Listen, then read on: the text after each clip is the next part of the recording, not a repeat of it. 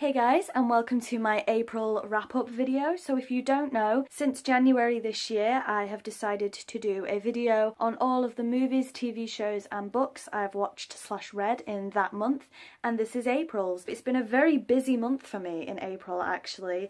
I have watched 6 films, 14 TV shows and I've read 7 books, so we'll have to go through them quite quickly to get them all into the video. As well as that, of course, I've been working and life stuff's been happening, but I've also been playing quite a few video games, and I also have completed 2 online courses in April as well. Anyway, let's get on with the wrap up. I have watched 6 films, like I said, so we'll get straight on. So the first film I watched I'd never seen before, and it's a classic, and it's One Flew Over the Cuckoo's Nest. Jack Nicholson, I think he's a fantastic actor. I really enjoy him. And it's set in a mental asylum, and I don't know really how to describe the film without spoiling the plot, but it is a mental asylum hospital kind of film. And basically one of my all-time favourite films is Girl Interrupted, and Girl Interrupted is kind of the female version of this, so I knew I was going to like One Flew Over the Cuckoo's Nest. Anything to do with mental hospitals, mental asylums, psychiatric wards, that kind of thing, I love them. Then I watched Bruce Almighty, which happened to be on television. One Flew Over the Cuckoo's Nest was on DVD, but my dad has taken the DVD home. I watched Bruce Almighty. I've watched Bruce Almighty far too many times than is necessary, to be fair. Of course, starring Jim Carrey. If you don't know what Bruce Almighty is, you should. You really should. But it's a guy who is down on his luck and God gives him his powers. And it's a really funny comedy film, but with also some serious elements as well. Then with the Jim Carrey theme, also happened to be on telly, I watched Liar Liar. Again, I've seen Liar Liar so many times. If you don't know what that's about, it's a father. Jim Carrey's a father, and his son, he's always letting his son down because of his job and things like that, and his son makes a wish on his birthday that for just one day his father could never tell a lie. And it's such a funny film, a feel-good film, and it's just wonderful. Then again, it happened to be on television. I watched White Chicks. I've watched White Chicks a few times. I don't think I really need to tell you much about White Chicks because I'm sure you all know what it is. Then I watched with Katie. My friend Katie came over. I slept over and I made her watch Gerald's Game. I spoke about Gerald's Game more in my January or February wrap up. I watched Gerald's Game for the first time this year, and I really wanted to share that with Katie, so she watched it and she enjoyed it, I think. It is a Stephen King adaptation on Netflix, and it is fantastic. Like I said, I did speak more about it in my January or February wrap up. And the final kind of film I watched was also on Netflix, and it was actually a documentary called Accidental Courtesy. Now, I've heard about this. It's from 2016, and it's this black man, Daryl Davis, who is a musician and an actor and all this kind of stuff, and he talks to the KKK, the Ku Klux Klan, and it's all about how a black man can become friends with people from the KKK, trying to get them out of that. And it was very thought-provoking, very emotional. I cried a lot about the adversities that Daryl Davis faces and the adversities that black people in general have faced through the years.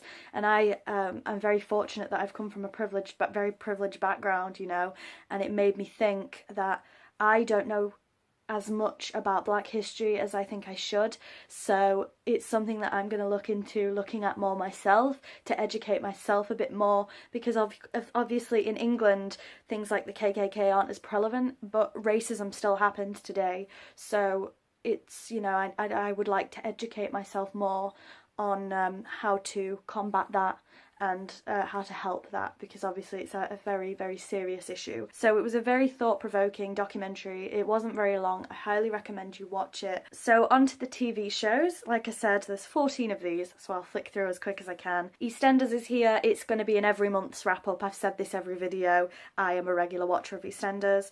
Then I've been watching Gotham. Fantastic. I love it. Saturday Night Takeaway finished this month, so of course I finished watching that, and I think Dec, from all the things that have happened, Dec did an absolutely fantastic job, so good on him. Then I watched The Voice. The Voice final was this month as well.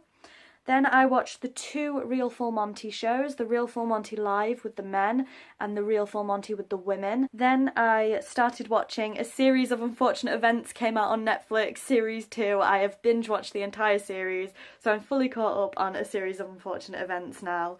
I love it. there's nothing I could say. I love the books. I loved the 2003 movie adaptation, and I love the show. Then I finished watching The Story of Only Fools and Horses, and we've been watching The Story of Only Fools and Horses on telly, and you will have heard about that in a few of my other wrap-ups, but my dad actually bought us the DVD, so I have the DVD now. Only Fools and Horses is one of my favourite television shows of all time, and that's just a behind the scenes about it. Again, I've spoke more about that in previous wrap-ups.